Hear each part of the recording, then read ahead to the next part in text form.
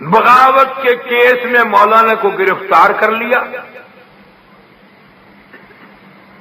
اور اس کیس کو چلا کر مولانا یحییٰ علی پٹنے والے کو پھانسی کی سزا دے دی۔ انگریز کا دور ہے، انگریز کی حکومت ہے، اب پھانسی کی کوٹڑی میں لے آئے۔ سپرڈنٹ جیل نے انگریز گورنمنٹ کو یہ خبر دی کہ اس مولوی کو جب سے جیل کی کوٹڑی میں لائے ہیں اس کا روز بروز وزن بڑھ رہا ہے، اس کا ہر روز وزن بڑھتا ہے، اس کے چہرے پہ نکھار آ رہا ہے، رونق آ رہی ہے، اس کا حسن تو بالا ہو رہا ہے۔ ہم نہیں سمجھ سکے، نہ ڈاکٹر سمجھ سکا۔ آپ حضرات اگر تفتیش کرنی چاہیں تو کر لیں۔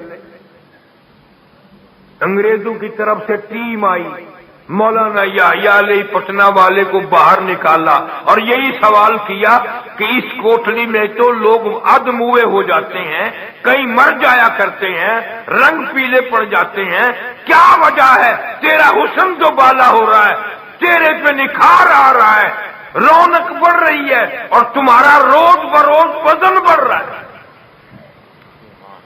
مولانا یحییٰ علی پٹنہ والے نے جواب دیا، میرا خون اس لیے بڑھ رہا ہے، میں خوش ہو رہا ہوں، میری عمر بھر کی تمنا پوری ہونے کا وقت قریب آیا، میرا ذوق پورا ہونے کا وقت قریب آیا، میرا شوق پورا ہونے کا وقت قریب آیا، میری عمر بھر کی تمنا رہی، وَلَا تَقُولُوا لِمَن يُقْتَلُ فِي سَبِيلِ اللَّهِ،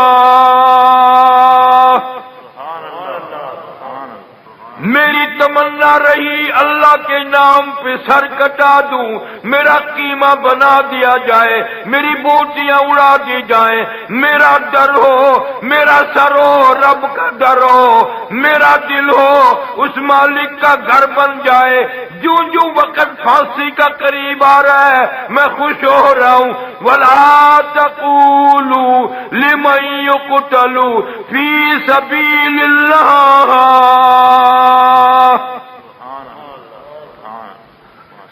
میرا ایمان ہے رب تعالی اپنے دین پہ مرنے والوں کو ایسی زندگی دیتا ہے۔ فرمایا بل احیاء ولکن لا تشعرون، یہ زندہ ہے، ان کی زندگی کو تم نہیں سمجھ سکتے۔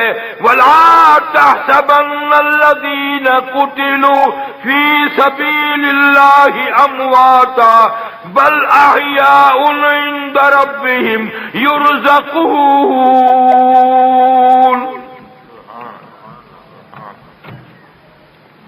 مولانا یحییٰ علی نے جواب دے دیا، میں بڑا خوش ہو رہا ہوں، جو میری پھانسی کا وقت قریب آ رہا ہے میں رنجیدہ کیوں ہوں، رب تعالیٰ کا دیدار ملے گا، صحابہ کرام کی زیارت کروں گا، حضور کریم صلی اللہ علیہ وسلم سے زیارت ہوگی، شفاعت نصیب ہوگی، میرا تو کام بننے کا وقت قریب آیا، اس لیے میں خوش ہو رہا ہوں۔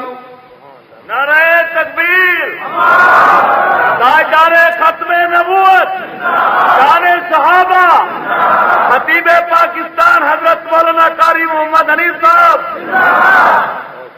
ہم کچھ نہیں ہیں، بڑے نالائق ہیں، ہمارے بڑے بہت کچھ تھے، اور مجھ سے نہ پوچھو اکابر علماء دیوبند کیسے تھے، انگریز سے جا کے پوچھو، ملکہ وکٹوریہ کی قبر سے پوچھو، ویسراؤں سے پوچھو کہ یہ کون لوگ تھے۔ ایک دو دن کی بات نہیں، دلی کے چاروں طرف 4000 عربی مدرسے تھے، سن 57 کی جنگ آزادی میں ٹکرائے ہیں علماء کرام، ایک طالب علم نہ بچا، ایک استاد نہ بچا، لانگری نہ بچا، جھاڑو دینے والا نہ بچا، اذان دینے والا نہ بچا۔ فرانسیسی مورخ لکھتا ہے میں نے دلی کے چاروں طرف دورہ کیا، 50 میل کے ایریے میں کوئی درخت ایسا نہ تھا، کوئی شاخ ایسی نہ تھی جس پہ کسی عالم دین کی لاش نہ لٹکی ہو۔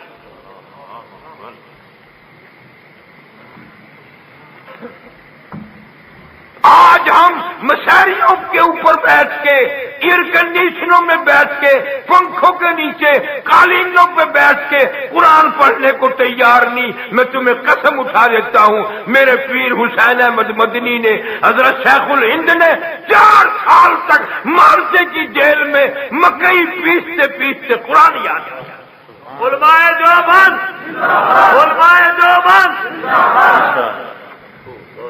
اور اتنے غیور تھے، جزیرہ انڈمان میں جب جہاز پانی کا جا کے لگا، حضرت شیخ الہند رحمت اللہ علیہ اترے، مولانا مدنی اترے، جیل کی طرف چلے تو ایک انگریز آگے آگے چلا۔ پوچھا بھی یہ کیوں چلا گئے؟ کہ یہ آپ کی رہنمائی کر رہا ہے، ادھر آؤ۔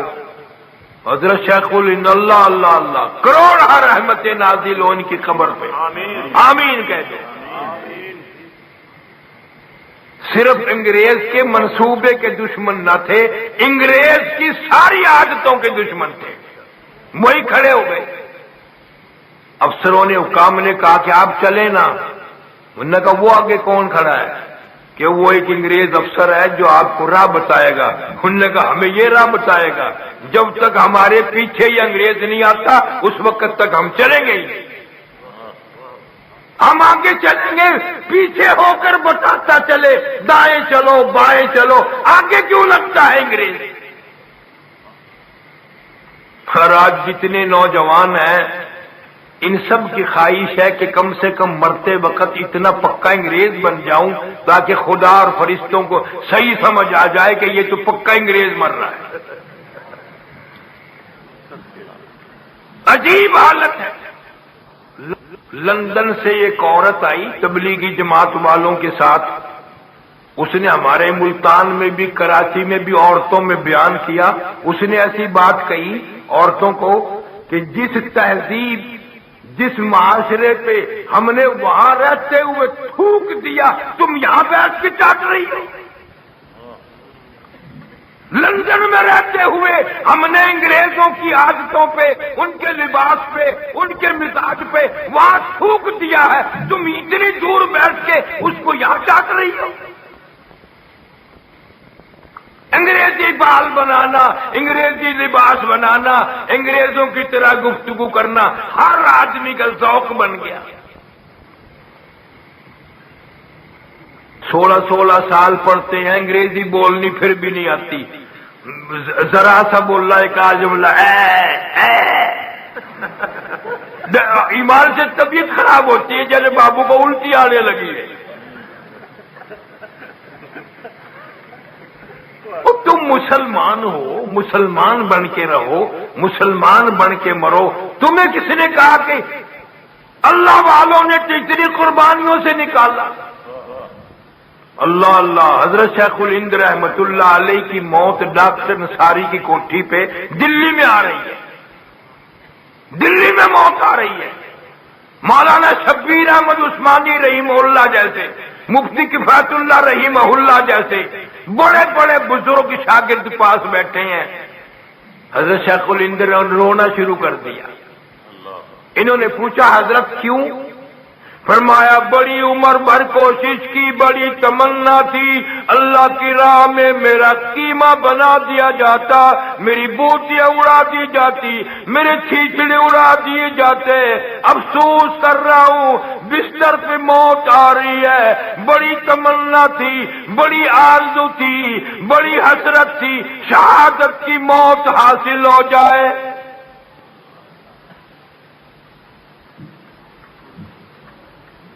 آج ہم شہادت کی موت تلاش کرنے کے بجائے اس سے ڈرتے پھرتے ہیں۔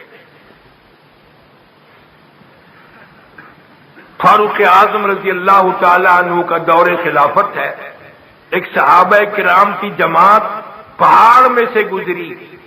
ایک صحابی پہاڑ میں رہتا تھا، بھیڑ بکریوں کا کاروبار تھا، پالتا تھا، رکھتا تھا۔ اس نے ان کے لیے بکری ذبح کی 1-2 اور ان کو کھلائی۔ آدھی رات کے قریب وہی آدمی جس کی بکریاں تھیں، جو ان کا میزبان بنا تھا، روتا ہوا آیا۔ تو انہوں نے پوچھا بھی کیا بات ہے؟ کہ جی بھیڑیا بکری لے گیا، بگیاڑ ایک بکری لے گیا۔ انہوں نے مذاق بھی کیا کہ ایک بکری کو نہیں، دو ہم نے بھی تو کھا لی، ان کو رو رہا ہے۔ انہوں نے کہا نہیں نہیں نہیں، آپ حضرات تشریف لائے ہیں، میں نے آپ کی عزت کی ہے، خدمت کی ہے، اللہ قبول فرمائے، اس پہ تو بڑا راضی ہوں، لیکن بکری بھیڑیا لے گیا۔ انہوں نے کہا تیرے پاس ہزاروں بکریاں ہیں، بھیڑ ہے، رونے کی کیا بات ہے اس میں، ایک لے گیا دفعہ لے جانے دو۔ وہ کہنے لگا یہ بات نہیں، میں بکری کو نہیں روتا۔ انہوں نے کہا اور کہ اس بکری کا بھیڑیے کو لے جانا، بھیڑیا لے گیا بکری کا، میرا اندازہ یہ ہے کہ فاروق اعظم رضی اللہ تعالیٰ عنہ کا جنازہ ہو گیا، بس فاروق اعظم کا انتقال ہو گیا۔ اتنے دنوں سے بھیڑ بکریاں رکھ رہے ہم، آج تک بگیار نہیں لے گیا، آج کیوں لے گیا؟ یہ بے انصافی شروع ہوئی، یہ اس بات کی دلیل ہے اور علامت ہے کہ فاروق اعظم کا جنازہ اٹھ گیا۔ جن حضرات کے جنازے اٹھنے کے یوں اندازے صحابہ کرام نے لگائے، آج مسلمان کے ملک میں رہنے والا، مسلمان کہلانے والا ان حضرات کی شان میں گستاخی کرے اور پھر وہ زندہ رہے، اس لیے کہ صحابہ کرام کے وارث مر گئے، صحابہ کرام کے وارث قبروں میں چلے گئے، ورنہ کوئی وجہ نہیں کہ صحابہ کرام جیسی جماعت ہو جن کی تعریف انجیل میں تھی، توریت میں تھی، زبور میں تھی، قرآن میں ہے، نبی کے فرمان میں ہے، ان کا گلہ کیوں کرے کوئی؟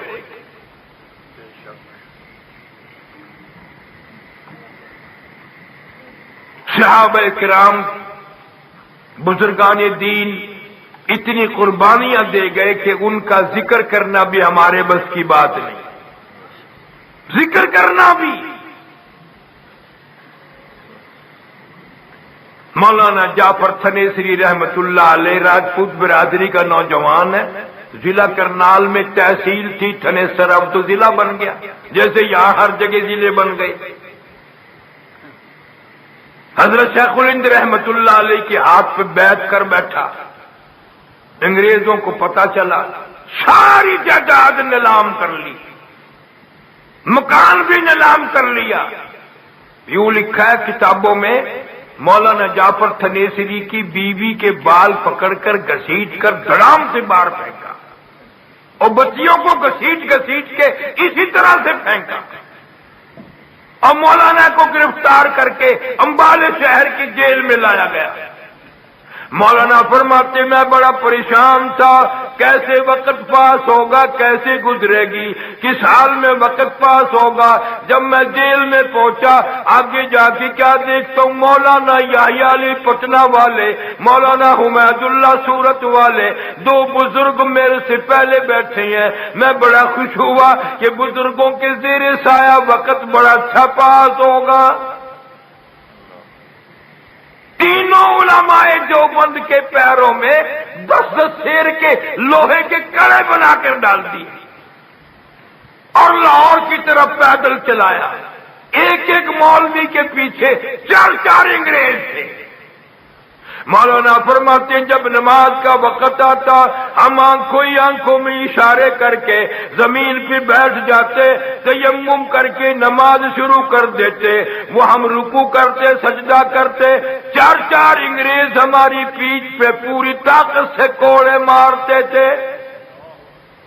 مولانا لکھتے ہیں ہم ایک ایک سجدے میں 70 مرتبہ سبحان ربی الاعلیٰ کہتے، رکوع میں سبحان ربی العظیم 70 دفعہ کہتے۔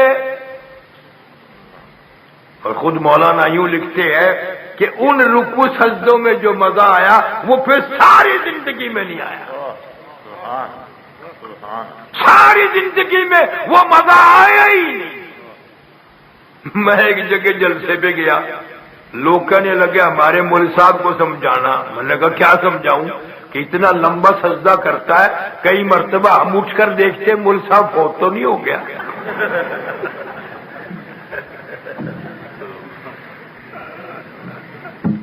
ذرا سی لمبی قرات ہو جائے، لمبا رکوع ہو جائے، بڑی تکلیف ہوتی ہے، بڑا غصہ آتا ہے۔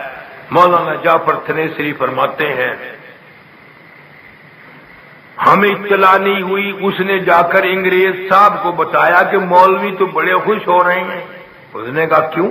کہ کہتے ہیں شہادت ملے گی، جنت ملے گی، اللہ راضی ہوگا، حیات جاویدانہ مل جائے گی۔ انگریز کہنے لگا خوش ہو رہے ہیں، مولوی ہنس رہے ہیں کہ ہاں، کہ ہم نے پھانسی کینسل کر دی، مولویوں کو خوش نہیں ہونے دینا۔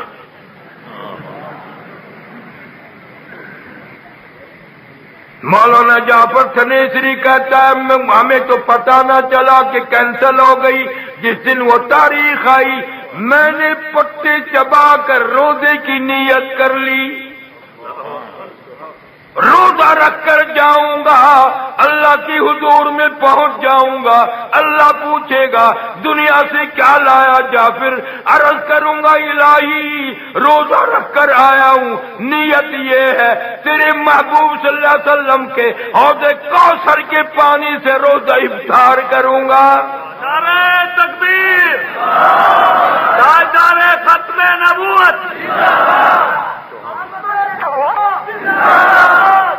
مولانا جعفر تھنیسری کہتا ہے کہ میں جیل کے صحن میں ٹہل رہا تھا، مجھے ایک طرف سے گوشت کے جلنے کی بو آئی،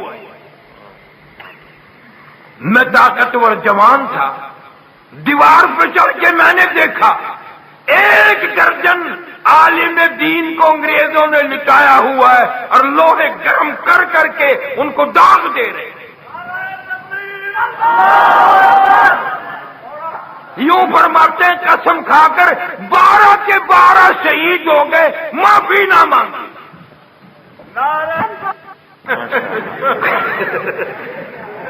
مزہ ہی بگاڑ دیا، کرکرا کر دیا۔ جب تک نعرے لگا رہے تھے مزہ آیا تھا، جب تھوڑا سا غصہ نکالا پھکا پڑ گیا۔ عرض کر رہا تھا مولانا جعفر تھنیسری رحمت اللہ علیہ، اللہ اکبر، فرماتے ہیں مجھے ایک پنجرے میں بند کر دیا، انگریزوں نے ایک پنجرے میں بند کر دیا اور اس میں نوکدار تار لگائے، نہ میں سیدھا ہو سکتا ہوں، نہ میں بیٹھ سکتا ہوں، نہ میں کھڑا ہو سکتا ہوں۔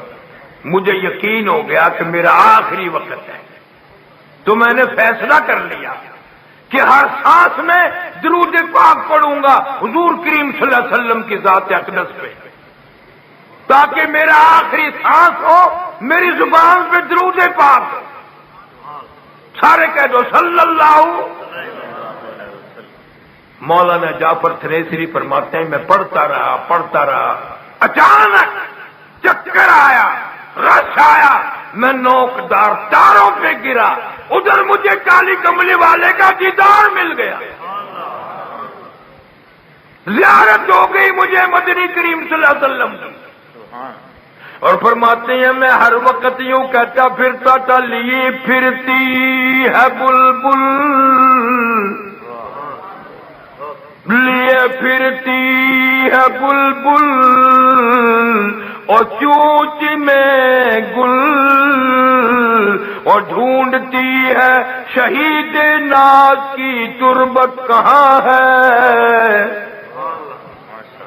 پرندے بھی شہیدوں کی قبروں کو تلاش کرتے ہیں۔ کروڑ ہر رحمت نازل ہو اکابر کے مزارات پہ آمین کہتے ہیں۔ آمین۔ قربانیاں ہیں، قربانیاں دی ہیں۔ قبلہ حضرت مولانا احمد علی صاحب لاہوری سب کہہ دو رحمت اللہ علیہ۔ اللہ اکبر۔ کون مقابلہ کرے گا میرے اکابر کا تقوی میں، پرہیزگاری میں، علم میں، عمل میں؟ کسی میدان میں بھی مقابلہ نہ کوئی کر سکا ہے نہ کر سکے گا۔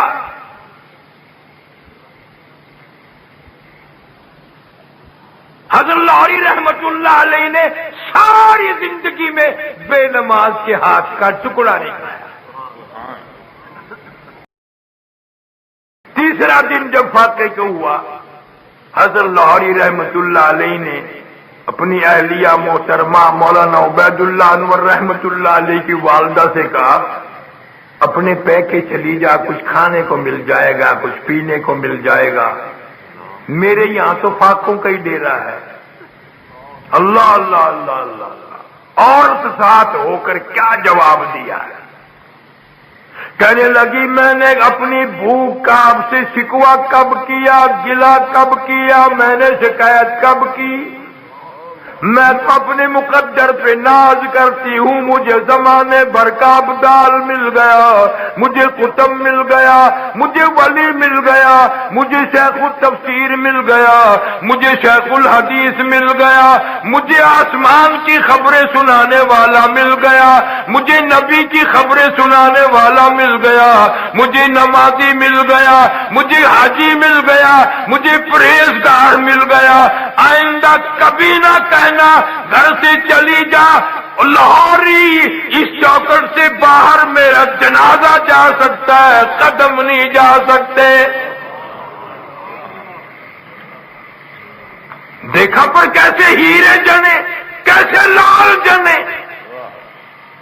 مولانا حبیب اللہ مرحوم حضرت کے صاحبزادے نے بیت اللہ شریف میں خانہ کعبہ میں 10 سال قرآن کا درس دیا، بغیر تنخواہ کے، بغیر کسی کی ایجنسی کے، رات دن بیت اللہ میں اللہ کے قرآن کا درس دیا۔ اور جب موت آئی اللہ پاک نے کرم فرمایا، اور لاہوری کے بیٹے اب تو عام آدمی نہیں، لاہور سے چل کر میرے بیت اللہ میں آ کے تو نے میرے قرآن کا درس دیا۔ جب موت آئی تو فرما دیا عبداللہ بن زبیر شہید رضی اللہ تعالیٰ عنہ کی بغل میں، اور حاجی امداد اللہ مہاجر مکی رحمت اللہ علیہ کے درمیان میں قبر کی جگہ عطا فرما دی۔ سیدہ اسماء بنت ابو بکر رضی اللہ تعالیٰ عنہ کا لخت جگر بھی یہاں دفن ہے، تو بھی یہاں آ جا۔ کس طرح اللہ نوازتے ہیں۔